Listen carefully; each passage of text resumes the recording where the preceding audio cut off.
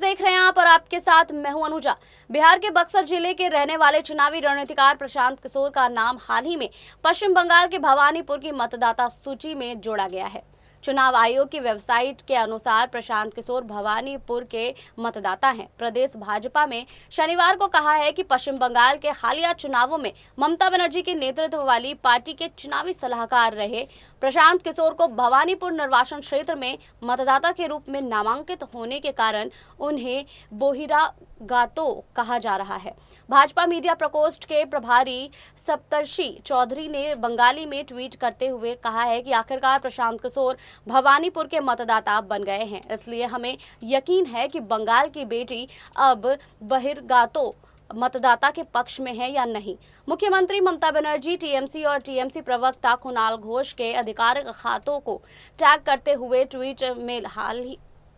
Tweet में हाल के विधानसभा चुनावों के प्रचार के लिए पश्चिम बंगाल के बाहर से आने वाले भाजपा नेताओं को तृणमूल द्वारा बहिर्गातो टैग का उल्लेख किया गया था। प्रशांत किशोर को तृणमूल कांग्रेस के सलाहकार रहे हैं ने ममता बनर्जी के निर्वाचन क्षेत्र भवानीपुर से मतदाता के रूप में नामांकन कराया है। भवानीपुर वही विधानसभा सीट है जहां 30 सितंबर को उपचुनाव होने हैं और टीएमसी प्रमुख ममता बनर्जी इस उपचुनाव में मैदान में है। ममता बनर्जी के लिए यह चुनाव बेहद अहम है क्योंकि इस सीट से जीतने के बाद ही वो राज्य की मुख्यमंत्री के तौर पर बनी रह सकती हैं।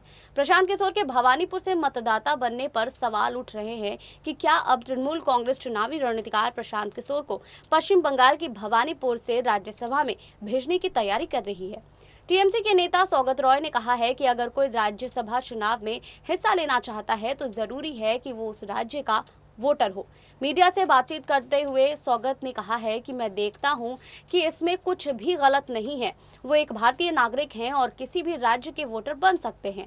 दूसरी बात यह है कि अगर कोई राज्यसभा का चुनाव लड़ना चाहता है तो जरूरी है कि वो उस राज्य का वोटर हो। मैं उनकी योजना के बारे में नहीं जानता। जब उनसे यह पूछा गया कि क्या टीएमसी उन्हें राज्यसभा भेजेगी, इस पर उन्होंने कहा है कि वो इसके बारे में नहीं जानते हैं। बता दें कि इस महीने टीएमसी नेता अर्पिता घोष ने पार्टी के निर्देश पर राज्यसभा से इस्तीफा दे दिया था और इसके बाद से ही यह सीट खाली है। आपको हमारी ये रिपोर्ट कैसी लगी हमें कमेंट बॉक्स में लिखिए। बाकी और खबरों के लिए जुड़े रहिए SPN 9 न्यूज के साथ।